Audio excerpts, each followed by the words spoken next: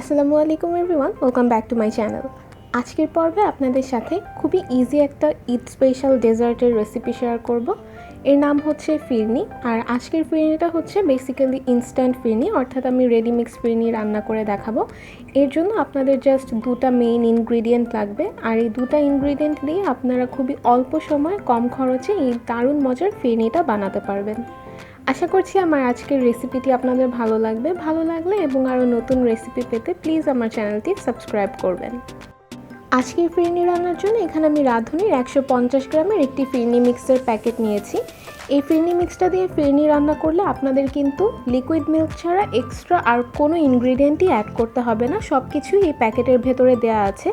চিনি এবং বাদাম থেকে শুরু করে ফ্লেভারিং সহ আর যা যা প্রয়োজন সব কিছুই কিন্তু এখানে মিক্স করা আছে। পুরো মিক্সচারটি আমি একটি বোলে ঢেলে নিয়েছি। এবার এই বোলটিকে একটা সাইডে রেখে আমি মেইন রান্নায় চলে যাচ্ছি।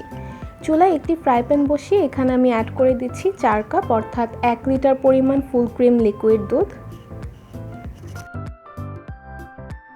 এবার দুধটাতে বলক আসা পর্যন্ত কিছুক্ষণ অপেক্ষা করব। দুধটা খুব ভালোভাবে ফুটে উঠলে বোলে ঢেলে রাখা ফিরনি মিক্সটা আমি এখানে অ্যাড করে দিচ্ছি।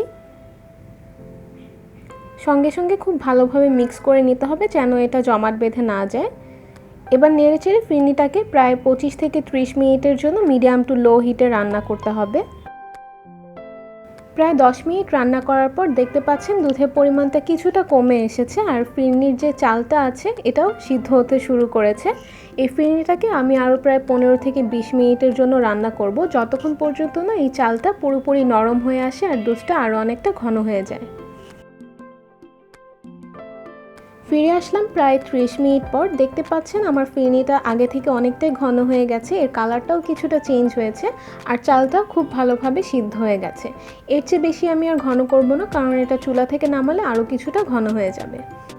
আজকের এই ফিরনি মিক্সটা আমি মিনি প্লাস্টিক ডেজার্ট কাপে সার্ভ করছি। আপনারাও যদি আমার মতো এরকম মিনি ডেজার্ট কাপে সার্ভ করেন সেক্ষেত্রে ম্যাক্সিমাম 10 জনকে সার্ভ করতে পারবেন। তবে যদি স্ট্যান্ডার্ড অ্যামাউন্টে সার্ভ করতে চান সেক্ষেত্রে 6 থেকে 7 জনকে সার্ভ করতে পারবেন। আশা করছি আমার আজকের এই ইজি রেসিপিটি আপনাদের ভালো লেগেছে। ভালো লাগলে অবশ্যই বাসায় ট্রাই করবেন। আজকের ভিডিওটিতে লাইক, কমেন্ট অ্যান্ড শেয়ার করতে ভুলবেন না এবং আরও নতুন রেসিপি পেতে প্লিজ আমার চ্যানেলটি সাবস্ক্রাইব করবেন। আজকের ভিডিওটি দেখার জন্য আপনাদের সবাইকে অসংখ্য ধন্যবাদ। নেক্সট অন্য কোনো রেসিপি নিয়ে হাজির হব। টিল দেন সবাই খুব ভালো থাকবেন। আল্লাহ হাফেজ।